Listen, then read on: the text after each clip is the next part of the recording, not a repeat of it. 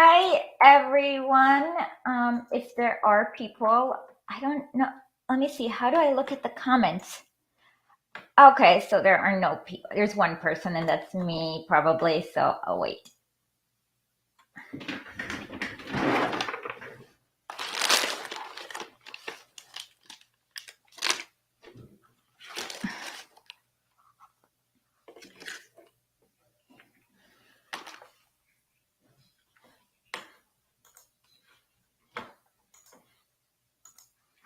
Hey, Norville. Oh, good. Do you want to come on the show? I will send you the WhatsApp. Wait, you're sick. WhatsApp me on if you want to come on and talk or not, okay?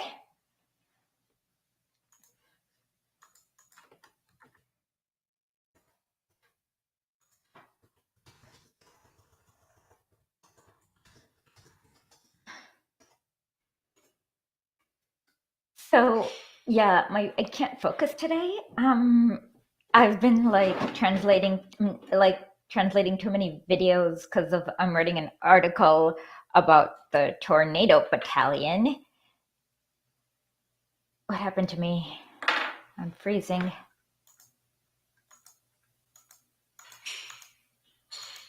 I unfroze. Okay.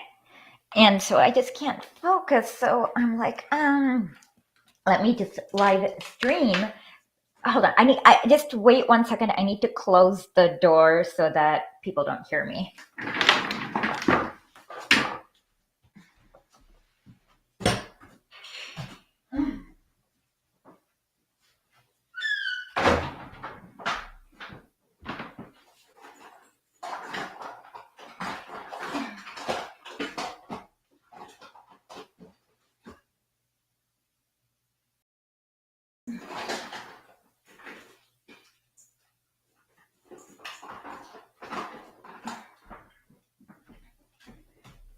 Okay, I'm back. So we have 4 people, so I don't even know what to talk about. Let's first, let me put some, this is a lip liner. I usually don't use lip liner. Okay, I will not wear this. I'll put on some lipstick though.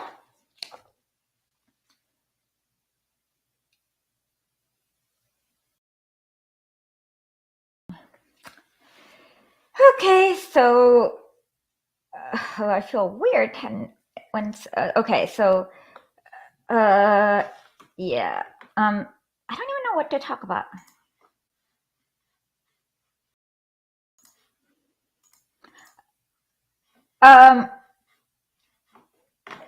Can somebody ask a question or a comment so that I know what I should talk about?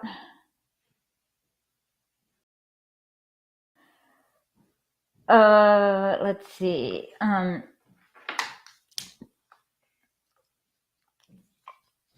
Nomo Popo, welcome. I need somebody to ask me a question or comment on something so I know what I should talk about because I don't.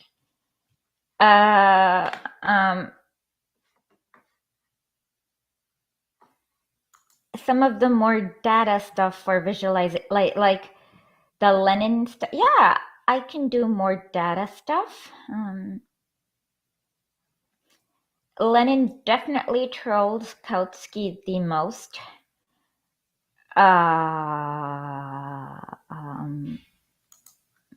Yeah, yep, Amir Baber is doing that. It's really cool.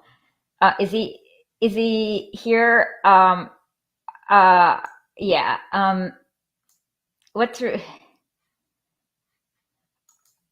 Yeah, I just posted China's no life expectancy because this guy was like, Mao didn't turn out so successful.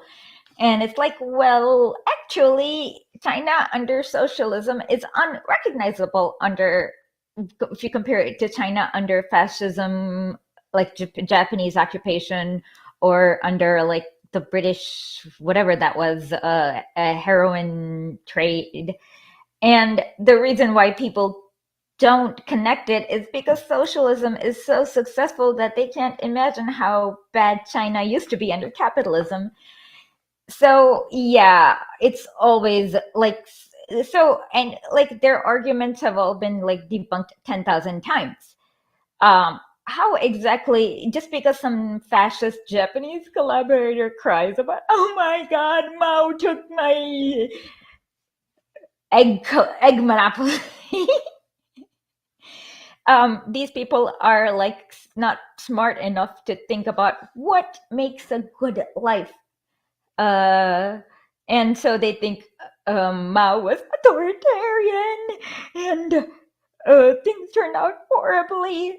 Um, my favorite is when they show the Dalai Lama escaping on a road, and I mean, I've seen videos where did not have roads to Tibet. You had to go from that place in North India that I can't think of that point. That's really stupid of me, of course, to forget a place in India. That's the North Point. And then you'd have to take a 14-day journey via Yak to get to Lhasa. And I'm like, the road. So the Dalai Lama escaped using the road that Mao built. uh, or if he had Twitter. I don't know. Hey, Wade Pilgrim. Oh, I like having people here, the usual suspects. Welcome, everyone. Um, I'm trying to think of how No, Lenin's not a PowerPoint person. He would not do a PowerPoint. I know that. He is not a. He's definitely an infographics person, but not a PowerPoint person. Because Soviet infographics are awesome. He's not a power. I can't. No, I can't think of him. Like, this is. Actually, I can. I can think of one PowerPoint. This is why Kautsky sucks. And here's another slide on why. Like I can see like 100 slide PowerPoint on everything that Kautsky did that was wrong. Um, yeah, I can totally see that.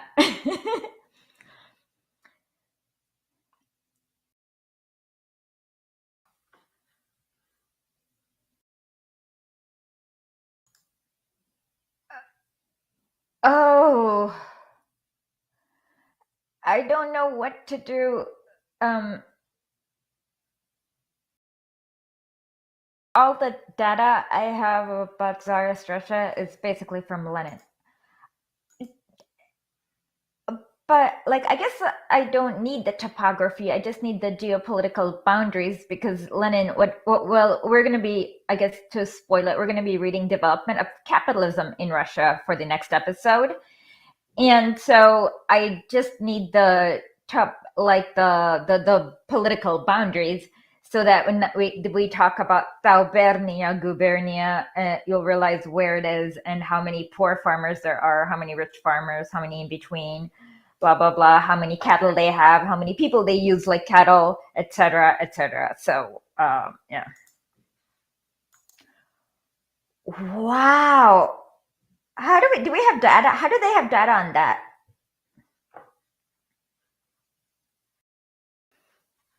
Yeah, I want to make a cool animation. I've been trying to do After Effects for a while. Yeah. Hello, Diana Troy of Temusira. I don't know, I can't pronounce that. Yeah, they had a lot of opium addicts because the British, that's how the, oh, actually, oh my God. If you look at, I know my computer is going to crash. So look at Lenin's collected works, volume 2 or 3, and he makes this like really big graph where he draws it by hand. Like it's so cool. Yeah.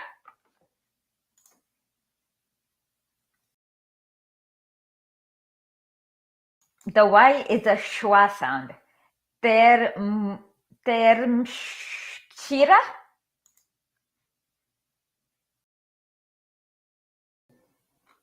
Yeah, like so. Michael Parenti also talks about that. How there were all these like opium addicts just lying around waiting to die.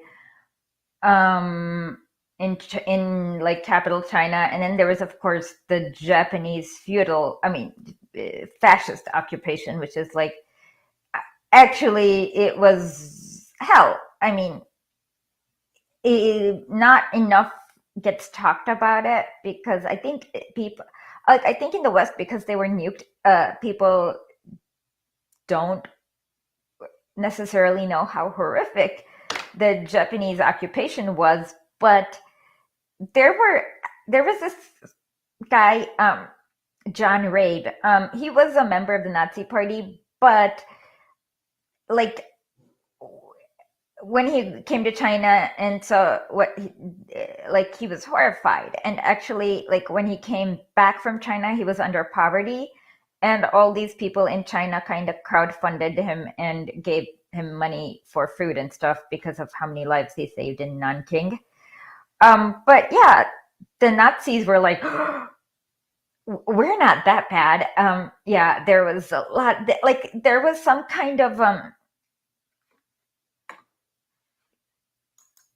I constantly criticize sources. Is there one you want me to criticize right now? I think that's like my number one topic is me criticizing sources because yeah, so share it in the links. Norville is are you a mod, or I think Norville is a mod, so he can send it to me somehow. Um yeah, that's literally what I do. Yeah. Oh, you did tell me about this heroin, a citation by McCoy. Yeah. Um but yeah, they had a lab that was like really horrific medical experimentation in the north near Manchuria. Um, and like they had like a stabbing there was like a recorded. This stream is about whatever you guys ask questions about or whatever you comment about. Hi, Banana Bender. Hi, Connor Beshwate. So I just can't focus. I need to write an article about tornado battalion in Ukraine, and I've been doing subtitles for like a while with this guy who's had his like fingers cut off, and then I just my brain has turned into like a mush because yeah, and then last week I mean these people are horrific, like so the stream is just because I can't focus to do anything productive, and I might as well stream because I'm not streaming enough, and I used to stream more.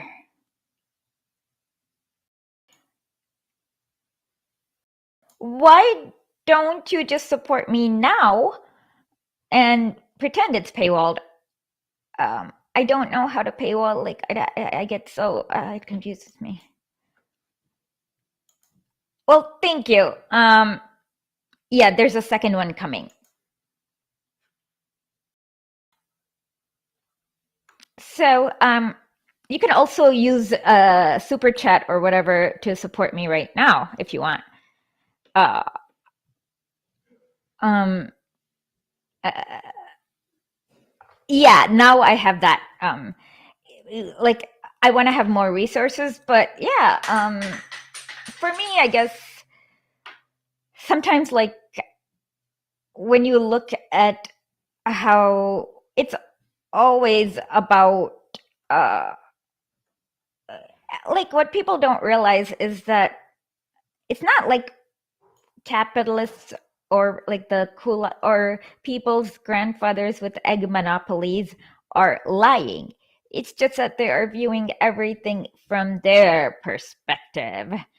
And when you view it from there, like, so of course, if you live in a country that is so unequal and you have a million servants, you kind of have to, like, in order to uphold that system, they have to be invisible to you, as in you don't take notice. So then you're like, everybody was so happy when my grandpa had an egg monopoly, and then Mao came and took away my grandpa's egg monopoly.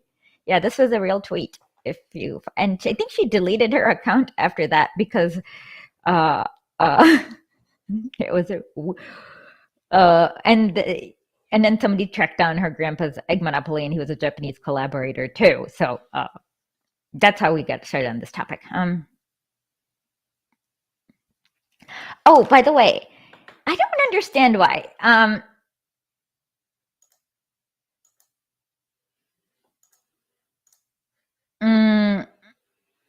I don't really understand why, but this tweet has been okay. Okay. So last time a tweet had caused a meltdown. Let me show you. Hold on. Let me see. Okay. I'll get to the questions. Okay. So last time a tweet was this stupid bridge tweet where I said there's a pretty bridge, and then it caused a big meltdown. And today, this little half jokey, half real tweet has caused a minor meltdown, nothing compared to the bridge tweet, and I don't get it. And I guess somebody is upset that Tito killed their Nazi grandfather. When did he murder a million innocent people? I don't know. They're just making that up. But yeah, I don't understand what is causing that meltdown on this tweet. It's like kind of a half a joke on what we need for a constitutional convention. My main point is that you can't like have a constitutional convention and like we use in the current US system and have anything that does not turn out like a bad version of the third, like a worse version than the Third Reich. That's why it was like a half joke, half real.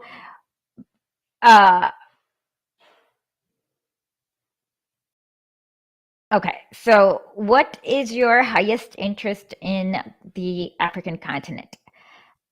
Actually, it is. I've done 2 episodes about this.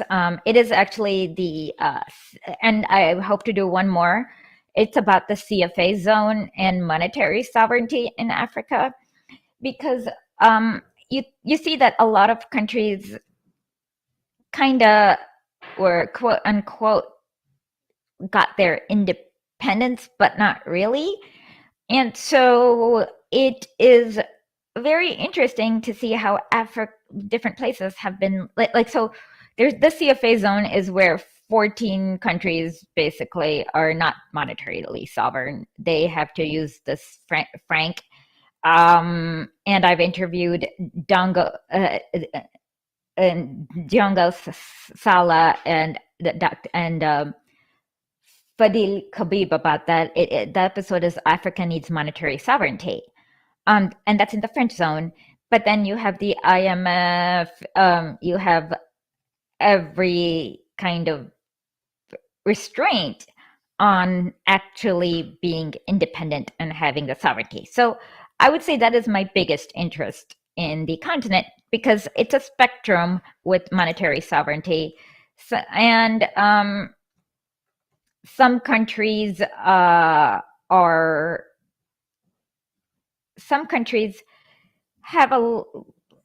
it, some don't, and some countries are somewhere in the middle. And I mean, what you see is like it seems like it has been nearly impossible for any of these African countries to chart a path independent of the imperial yoke.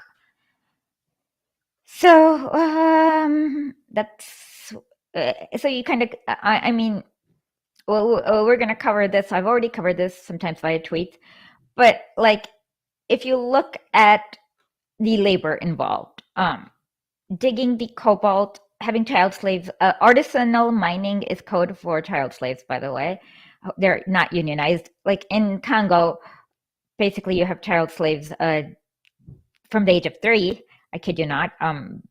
Somewhere I have a thread, look for it, about child slaves in Congo. Somewhere from the age of 3, dig and find this like copper cobalt mix, and that gets maybe like 50 cents a kilogram, but then one process, which is just a factory process, which doesn't take too many people, like you split the cobalt and copper into separate pieces, and suddenly you get $50 a kilogram, and you realize where the labor compensation differential is. And so you kind of understand how trickle down economics trickles down worse and worse to different places. Like it's like a whoosh, and then you're like, oh, this is the US. And then it like, and basically that's why the US needs to have military bases everywhere, because they have to quell the will of the people. Like that's literally what they do. In every place they have a military base, is quelling the will of the people. So and then what you realize is that it's not that hard. Like it's both very easy and very hard to dismantle the system of imperialism, because all it takes is people who are soldiers to just not do their, just stop, but together. But why is it that they won't? And that's actually a really big puzzle that we can have theories about hegemony and whatever, but it's very it's it's like very not interesting, but puzzling sometimes.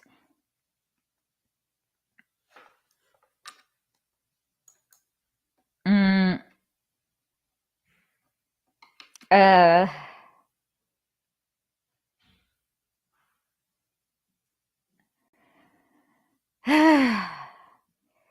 well, I mean, it's both.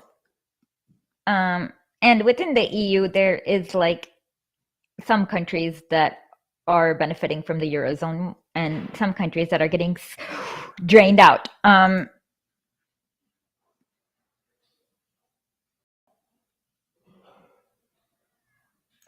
Uh,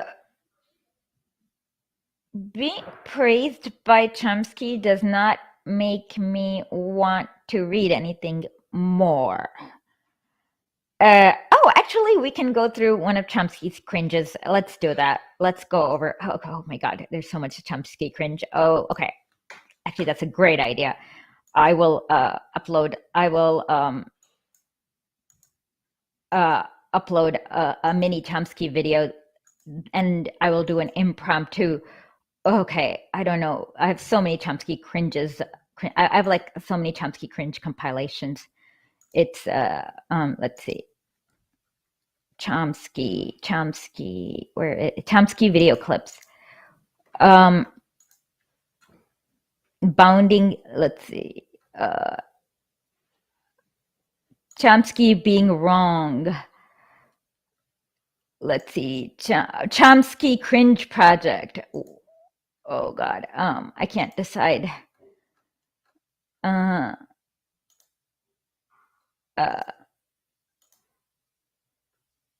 Let's see.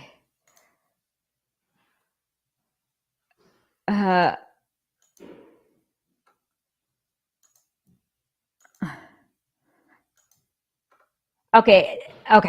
I'll use this. This is just Chomsky dumb stuff. I don't know what this is. I don't remember, but let's do that.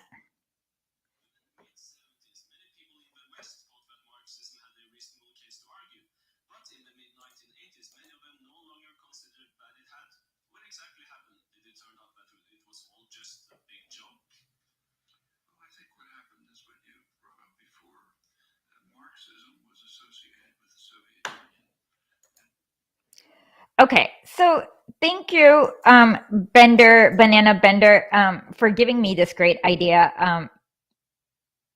Yeah, the Manufacturing Consent is a great book because look at the primary author. It's Edward Hernan. Chomsky's, I swear to God, I don't even think Chomsky's actually read the whole book. Oh, you can't hear the audio. Let I don't know what to do. Okay, let's try this.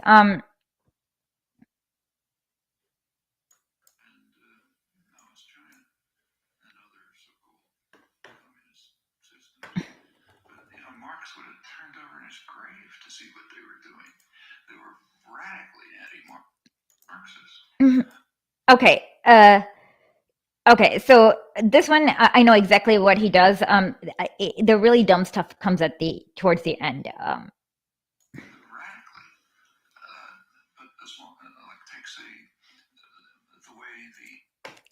I can't make impromptu subtitles. Okay, if you can't hear, I'm trying to figure out why you can't hear.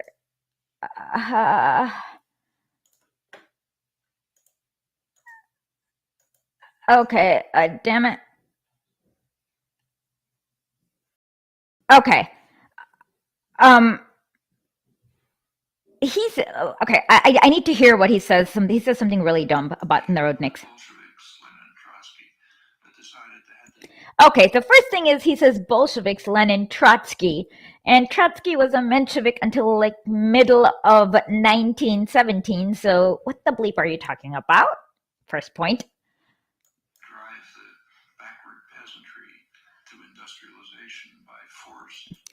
Oh my God.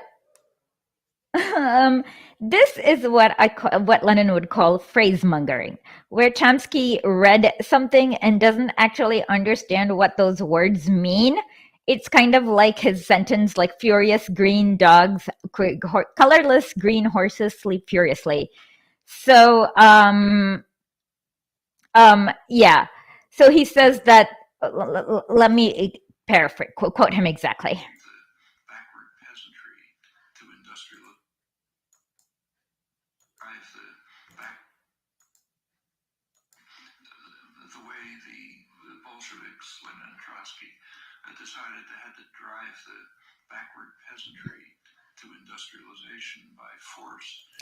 Okay, so he says we're the Bolsheviks, Lenin, and did he use Trotsky? Like, I swear to God, I'm like, now you sound like a no one but a like ever speaks about Trotsky. So where the Bolsheviks had to drive the backwards peasants to industrialization through force. So this is a phrase that he does not understand. And yes, I know I don't know what to do, but oh, mother. Okay, how about this? I will just send you the. I don't know what to do about it, but I will. The finished both. Okay, so I really don't know what to do. Okay, so but I will repeat what he says. And I really don't know how to fix this. But I will repeat what he says, and yeah. Hopefully that will. I'm not nervous. This is the stupidest point. Okay, so it's like his sentence where he says, colorless green horses sleep furiously, or something like that. And so that is a sentence that makes grammatical sense, but it is meaningless. So he is doing the same thing backwards, where he is making grammatical sense, but he does not understand the semantics of what he is saying. So driving the backwards peasantry to industrialization through force. It is like he read some Soviet document, basically, that was badly translated, and he's just repeating it like a brainless robot. But what do we know? I hope we all know about the relationship between having draft animals and having food. So you no his hold on. Listen to my interview with Christopher Knight about decoding Chomsky. He wrote decode, but you'll understand everything that's wrong with him.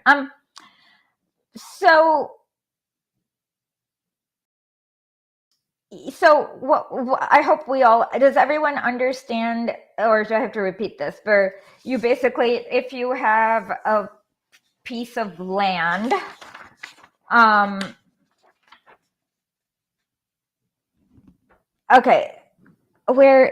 piece of land, you can grow more food on that land if you have, let's say, a cow. I don't know how to draw a cow, so this is my cow symbol. And then if you have a tractor, you can grow more land on that area. And that is basically how you industrialize farming, is putting medium-sized farms together and then having a tractor go whoosh, whoosh, whoosh, whoosh, whoosh. And then you will grow more food in the same land area and you'll need less people.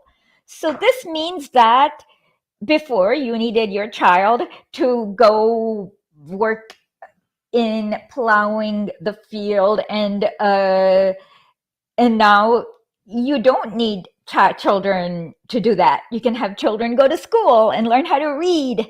So that is what backwards means, that they've been.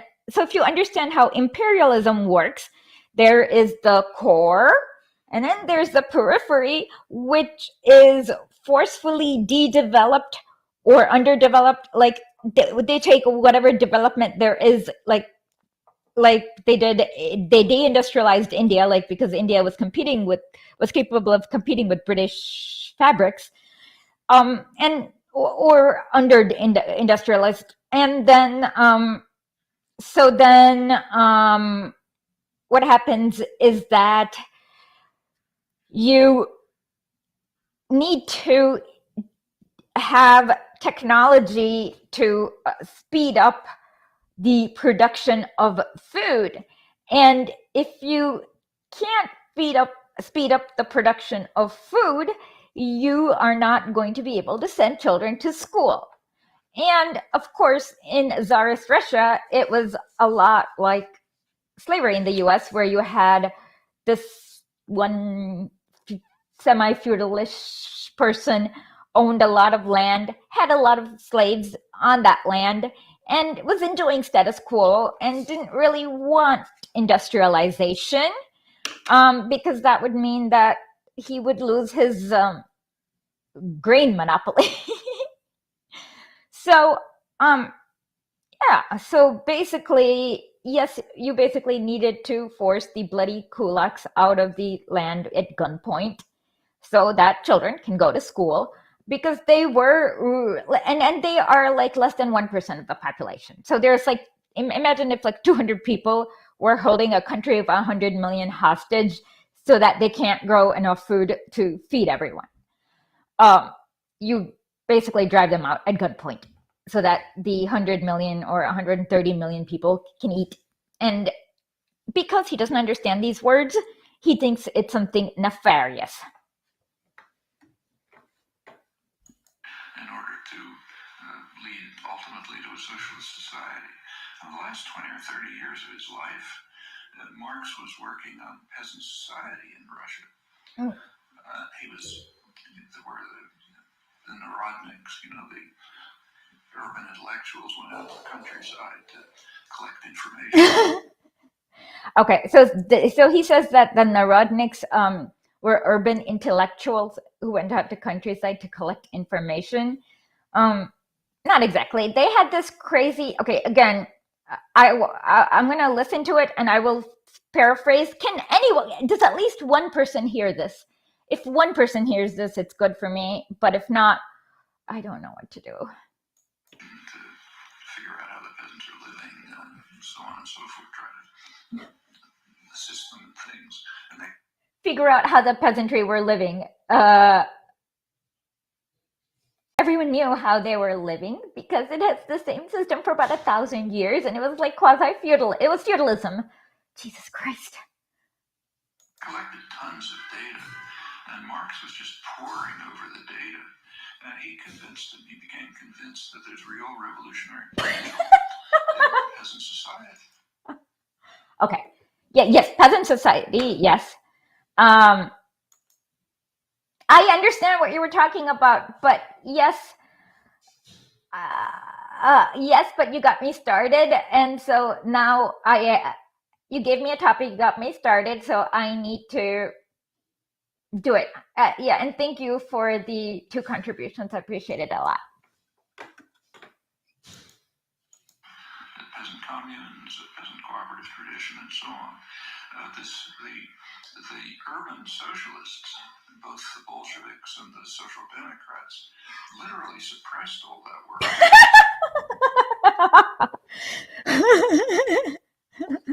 They suppressed. He's saying that the urban socialists suppressed the narodniks. No, they did not.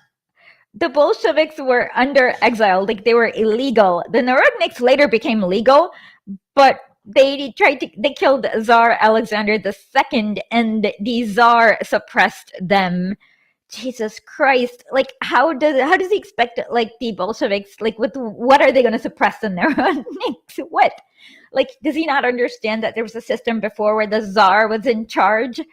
See, this is like brainless. Oh my God. Okay, sorry, but dumbness. It was just too inconsistent with their own class interests. What? Controlling social movement. So that was gone. And the same is true across the board. I mean, I'm not, again, kind of like Adam Smith. You can't worship Marx. He had things to say. Well, he's comparing Marx to Adam Smith.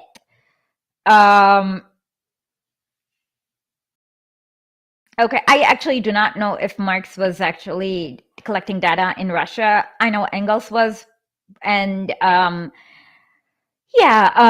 he was trying to figure out. Okay, so let me quickly explain what was going on in Russia at that time. So the narodniks, I'm going to hide the chat for a second so I don't get distracted. But the narodniks had this theory that you can just like skip. Okay, so Marx's theory was that when capitalism happens long enough, what'll happen is that the factories need workers, and the workers need to be close and squished together, kind of like Manchester. Read Engels' Conditions of the Working Class in England in 1845.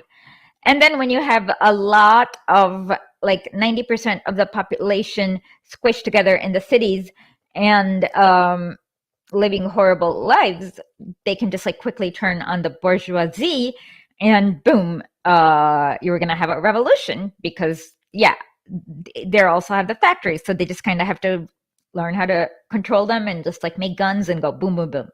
But that didn't happen. So at that time, Russia had about 2 million industrial urban workers, about 100 million people in the peasantry. So everyone in Russian society who was like partially a decent person was trying to solve this problem. Can we have a revolution without going through that alleged 100 years of capitalism? And Narodniks thought that they could just skip, Narodniks thought the answer was yes. But then they rejected dialectical materialism. So they would go to these peasants when the Tsar's Akhrana was all around. The Tsar had a secret police like the Akhrana who was like really good at spying. And they would dress in peasant garb and just frighten the crap out of peasants. By peasants, I mean the serfs. Like, they were just frightened of these like weirdos from St. Petersburg who are dressed inappropriately. It's almost like imagine if you're from New York and you decide to wear a Texas Rancher hat and then like go to like Wyoming, and you're like have a fake accent, and but then like your slave owner can, I mean, you can whip you at will, they can kill you, and you are a frightened person. So people rejected the Narodniks because they were being creepy and frightening at the same time. Um, so they thought, so the Narodniks thought if you did like revolutionary acts, it will help bring out the courage in the peasants. So they did all these random acts of terrorism, and and of course Lenin explains in What Is to Be Done that you cannot fight the world's biggest army at that time, one of the world's biggest armies, with spontaneous, non-practiced, disorganized collective of people. So you do need collective action as in many people doing some action where each person has a role. A factory is a collective action. Like you have somebody who's like drilling and somebody who's I don't know, welding, whatever. And so you need to basically, Lenin more or less said, what you need, Lenin believed that the peasantry were revolutionary. He just didn't believe that you can fight the army spontaneously, but you had to actually like organize, train, and then plan for it, and then you can then have an armed uprising. And so that was like the main difference. And later the Narodniks became kind of liberals, and got stupider and stupider. Some of them were socialist revolutionaries. And like I said, they just got more and more cringe as time went on. And Lenin makes fun of enough of them to know why they were cringe. Yeah, but they thought that, so in the piece we're going to read on for Wednesday, Lenin actually goes through this, and he explains that it's not artificial for people to like urbanize under capitalism, and it's not like you can stop that from happening, but that you need it to happen. But you also need to, but instead of like just having industrialized urban areas and the rural areas like industrializing just so to support the factory workers, you actually need to do the backwards thing where you first get food sovereignty, as in make sure that your rural areas can produce enough food to feed the whole country, and then industrialize everything else. And so that was, and Lenin turned out to be right. But this is Chomsky not knowing what a Narodnik is, and just also not understanding phrases and just kind of repeating things he doesn't understand in a cringy way. Okay, now I will get to the comments. Okay.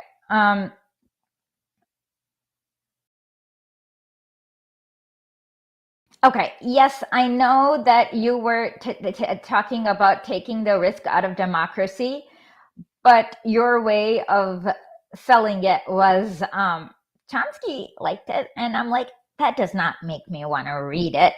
And then somebody else asked, why not? What's your problem with Chomsky? And I explained my problem with Chomsky with an example.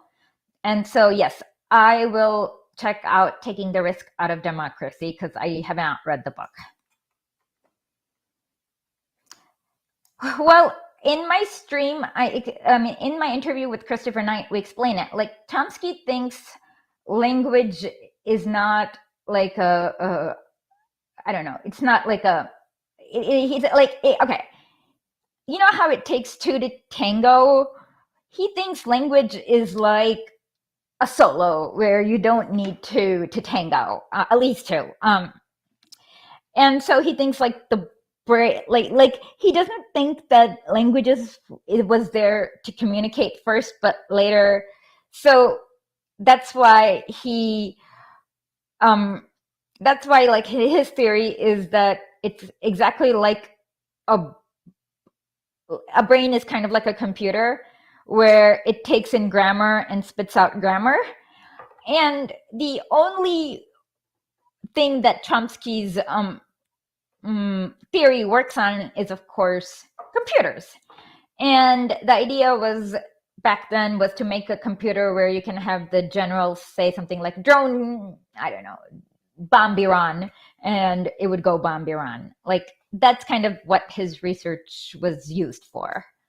So he is an oddball in that in linguistics, in that he does not focus on the social community aspects of linguistics. Yes, it is. It's even funnier to read him rail on Chomsky. Like one of his models, he made fun of it. Is like it's like having like a biological model that cannot tell the difference between light bulbs and raccoons. Christopher Knight. And this is the episode with Christopher Knight. It's one of my favorite interviews. It was amazing. He talks about like all sorts of amazing things that anthropologists discovered like before civilization. I don't know. Is there even a US left? There isn't really an organized left in the US, so I'd say I don't know.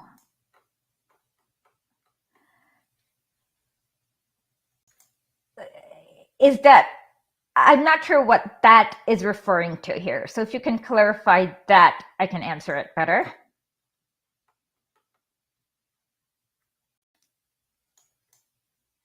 Chomsky? Allegedly, yes. Hey, Salcom.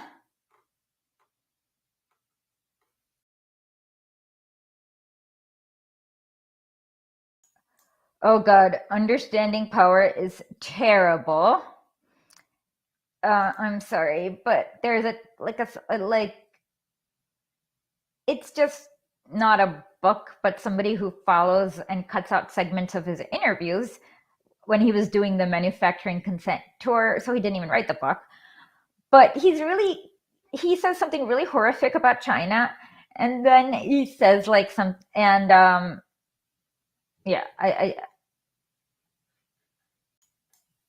okay, I will look for that.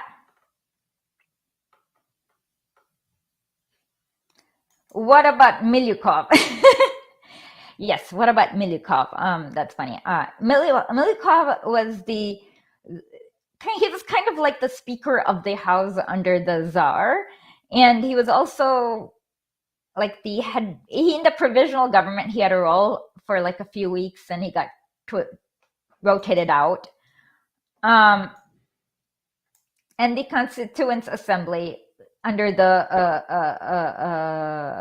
Tsar, that never happened. What did you send me on WhatsApp? Let me figure that out.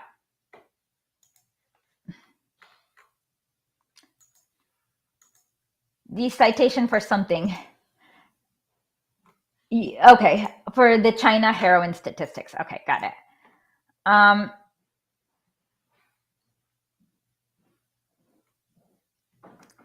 I know. I can't explain it.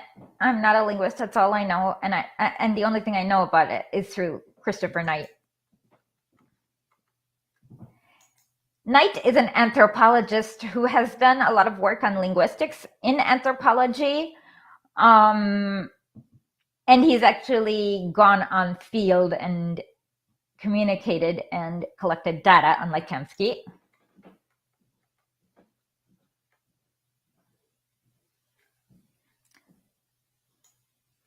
Oh, wait, the biggest Chomsky lie about the Bolsheviks, or just the biggest lie in general, or the biggest lie in this clip? Okay, no, you can be a Chomsky fan. I'm just not one. Like, you don't have to. You can be a Chomsky fan. I just don't like him. You don't have to incorporate my irritation of him. Yeah, you can be totally a Chomsky fan. Like, I just can't not opine because he irritates me these days.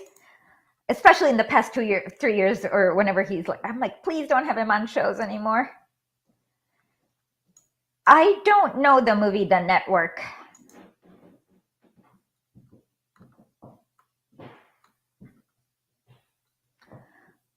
Okay. In general, one of the worst statements that Chomsky says was that the Nazis wanted to control the people and the businesses. That is 100% false. The entire Nazi apparatus was controlled by I.G. Farben, essentially. The businesses were controlling the Nazis, and so that's one of, and he says that many times. Like the last time it was on Mehdi Hassan's show when he went to like shit on Brie. And then he also says really insane stuff about the German KPD and Stalin.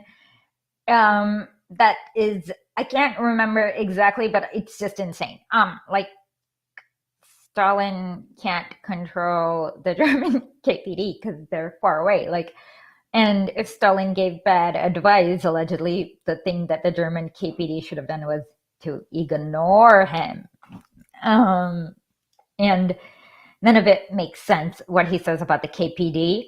And he really does not understand the character of the SPD. So, and the thing is that he was alive during that time. Like he was living. I mean, maybe he doesn't remember World War II, but he's ancient, and so that kind of irritates me. Let's see. My link on Twitter, Parenti wishes Chomsky was great. Oh, good. I like that. I don't know who Heinrich Grossman is.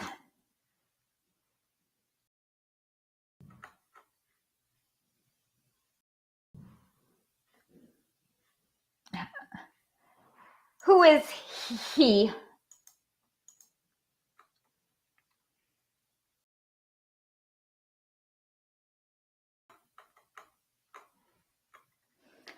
So yeah, and then when you look into Chomsky deeper, you realize there's this one where I know he had not even okay. This is where I got suspicious of whether or not he had read Manufacturing Consent, because in the book Edward Hernan gets it right. What is the? Are you a troll? What is the Heinrich maneuver?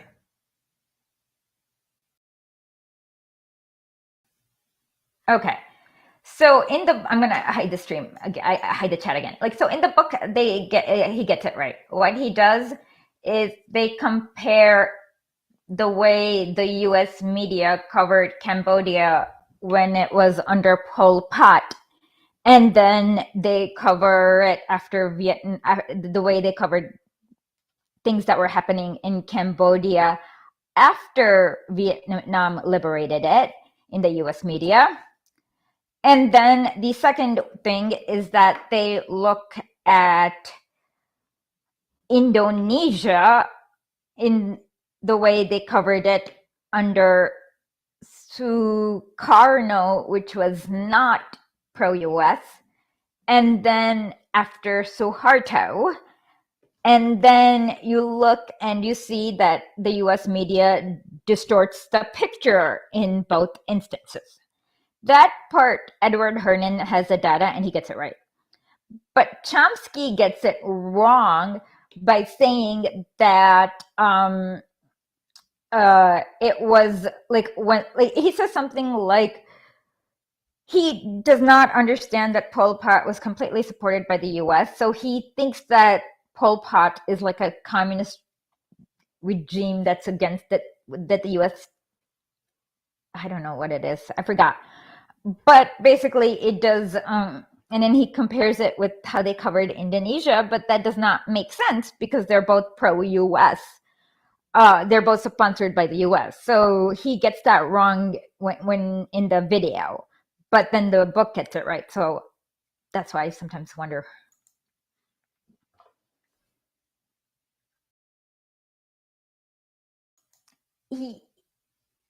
Yeah, Share it with Norville and he can send it to me via WhatsApp.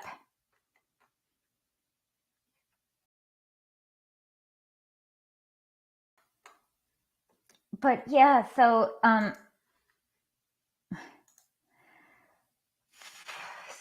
yeah, that's I guess what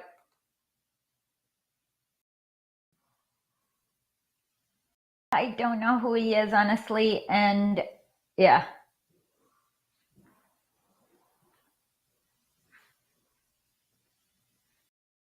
That yeah, by when Herman is the first author, yeah, those are very good pieces actually. When Hernan's not the first author, it's just a mess.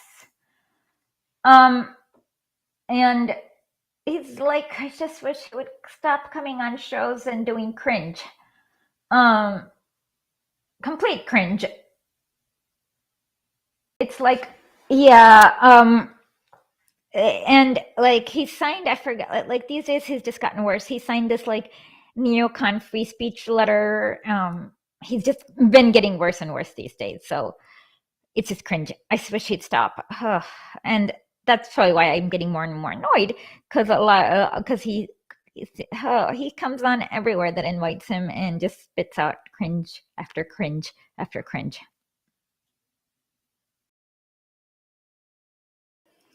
Yeah. And I guess age has made him cringier or something, or I'm noticing it more. I don't know. And once you start noticing how much he's overrated, you realize, yeah.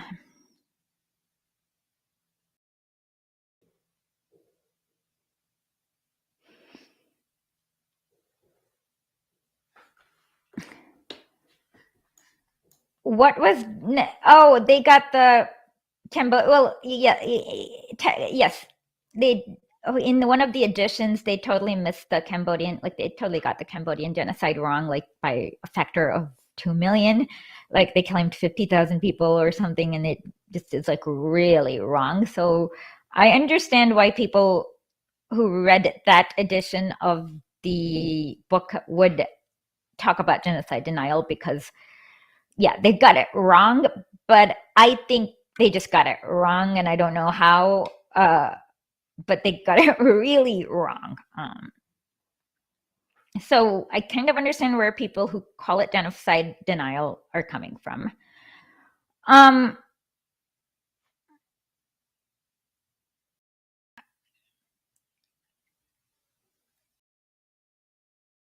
well, Paul Kagame was basically installed by Clinton,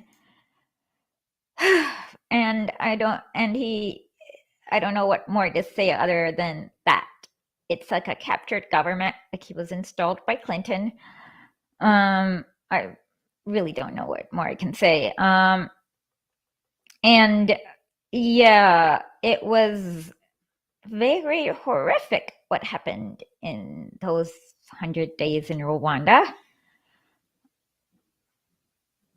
Uh, Samir Amin, go to the Anti-Imperialist Network and read all the articles they have.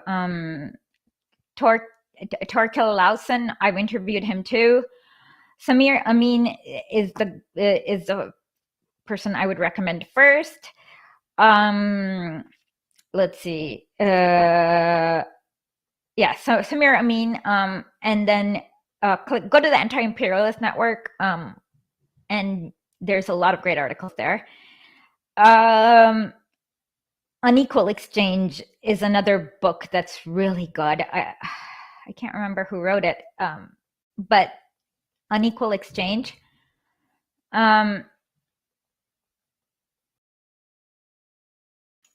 GZ. I don't know what the GZ is.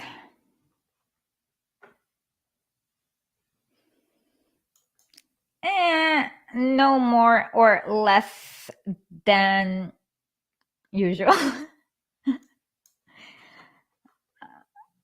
Oh, the gray zone. Um, So no, I have not read T.J. Cole's work on the gray zone on Africa. Oops. Uh,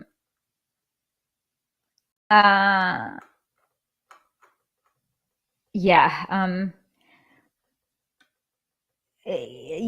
Samir Amin is definitely somebody I'd recommend. I feel like it explains a lot of things. If you give me a link and pass it to one of the mods, I will read it. And let's see. What else do we want to talk about? I know I missed something.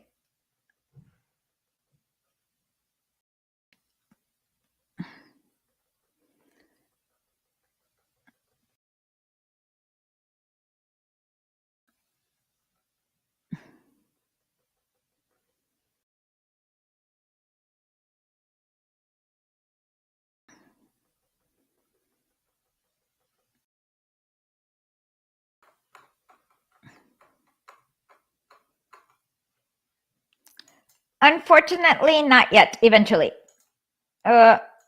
Cautiously optimistic. Hopefully, Gustavo Petro will deliver, but like I said, cautiously optimistic.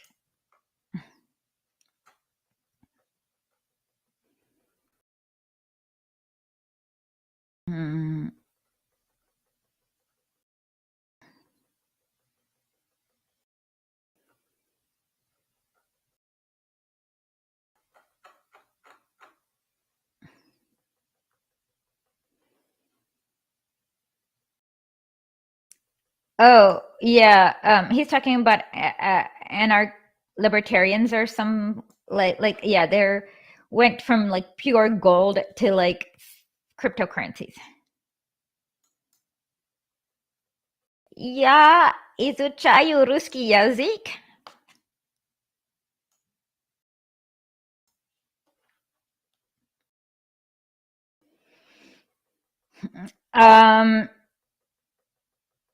Publications on foreign languages. I don't understand the question. In foreign languages, yes. If I know the foreign language.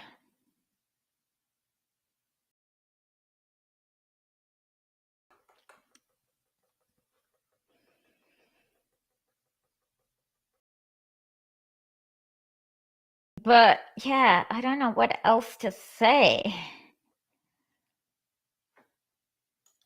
I have lots of upcoming projects. It's all about whether I'll get it done or not. I hate answering that question, so I won't answer it. With that, I am going to head out, and thank you for joining me on. Oh, okay. Okay, that's actually a good question. So I was working in a law firm, not very happy, and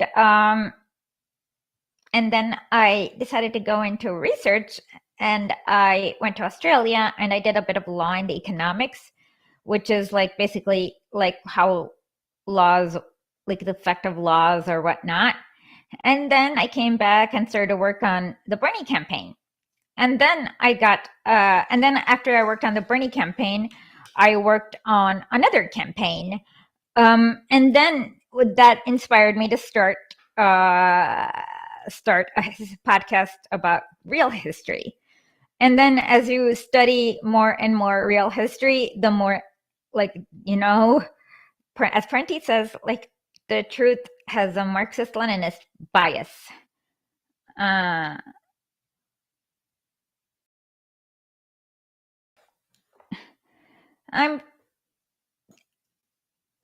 I'm tired. Nah. I did not join the Communist Party until about 29, the US CPUSA until 2019. But radicalized from data is a better thing. Yeah, when I started doing actual data analysis, and then you realize how everything works. But there's also things I've witnessed all my life that capitalism will never explain. Like, why are there people who are poor in India who have to drop out of second grade? When you see India and you're like, it's a mix of life. Oh yeah, if I were to ever write a book about myself, but I won't. Yeah, I hope not. No, well, I was never a lib. I remember getting into a fight in college with my brother-in-law, who was not my brother-in-law yet, because I was like explaining how Gaddafi needed nukes. I was never on Sabby Sabs. I will happily go on if she invites me. I don't know what the RBN is. Oh, yeah, I will go on RBN each time they invite me.